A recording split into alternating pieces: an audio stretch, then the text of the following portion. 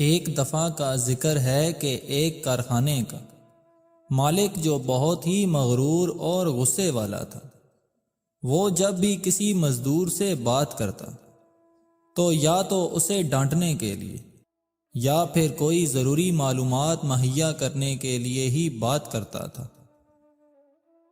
سب مزدور اس سے بات کرتے گھبراتے تھے۔ پھر ایک نیا مزدور مل میں آیا۔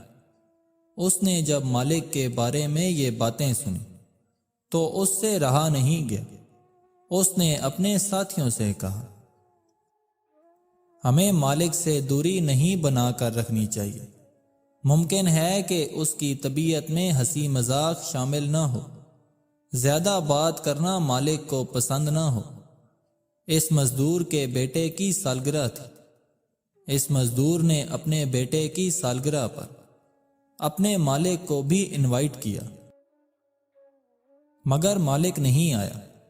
دوسرے دن مزدور مالک کے پاس گیا، دروازہ بجا کر اندر آنے کی اجازت لی اور بہت ہی خوش اخلاقی سے کہا، سر جی کل آپ میرے بچے کی سالگرہ پر نہیں آئے، اس لیے میں آپ کے لیے کچھ لایا ہوں۔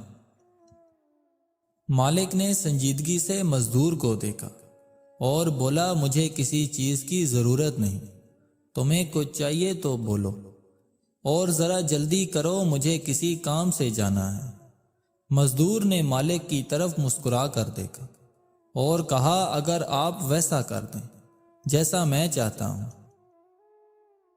تو یہی میرے بیٹے کی سالگرہ کا تحفہ ہوگا۔ مالک حیران ہو گیا اور بولا، تم مجھے کیا دینا چاہتے ہو اور مجھ سے کروانا کیا چاہتے ہو؟ مزدور نے جیب سے 2 سفید رنگ کے ربن نکال کر مالک کو دے دی۔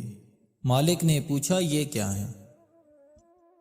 مزدور نے کہا، یہ مجھے کسی نے دیے تھے جب میں دوسروں سے دور رہتا تھا، اور پھر اس نے مجھ سے کہا، یہ ایک تمہارے لیے ہے، کیونکہ تم ایسے انسان ہو جو میری زندگی میں بہت اہمیت رکھتے ہو، اور یہ دوسرا سفید ربن اس کے لیے ہے جو شخص تمہاری زندگی میں بہت اہمیت رکھتا ہے۔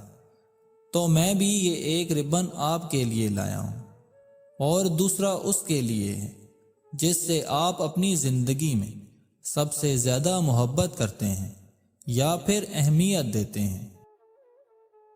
یہ ربن آج ہی آپ اسے دے دیں۔ مزدور کی بات سن کر مالک کو ہنسی آ گئی، لیکن وہ سنجیدہ ہی رہا۔ اس نے مزدور کو ربن ہاتھ پر باندھنے کی اجازت دے دی۔ دوسرا ربن جب مزدور نے مالک کو دے دیا تو وہ سوچنے لگا کہ ایسا کون سا انسان ہے جسے وہ سب سے زیادہ اہمیت دیتا ہے۔ یہاں تک کہ کام کا وقت ختم ہو گیا اور وہ واپس گھر جا رہا تھا کہ راستے میں اسے اپنے بیٹے کا خیال آیا، جسے وہ اپنی بیوی کے گزر جانے کے بعد مصروف ہونے کی وجہ سے بہت کم وقت دیتا تھا۔ جب بھی اس سے بات کرتا تو وہ یا تو نصیحت ہوتی یا پھر ڈانٹ ہوتی۔ اس نے گھر داخل ہوتے ہی وہ ربن جو اس کی کلائی پر تھا اتار دی اور اپنے بیٹے کے کمرے کی طرف چل پڑا جو بستر پر لیٹا ہوا تھا۔ باپ نے دروازے پر دستک دے کر اندر آنے کی اجازت لی۔ لڑکے نے دروازہ کھولا۔ اسے شدید حیرت ہوئی کہ اس کے والد صاحب نے اسے بلانے کے بجائے خود کمرے میں آنے کی زحمت کیوں کی۔ وہ سوچ ہی رہا تھا کہ اس کے باپ نے اس کی کلائی پکڑی اور اس کی طرف دیکھ کر مزدور کی ساری بات دہرا دی، ساتھ میں یہ بھی کہا کہ بہت مصروف ہونے کی وجہ سے میں نے کبھی تمہیں ٹھیک سے وقت نہیں دیا، مجھے افسوس ہے۔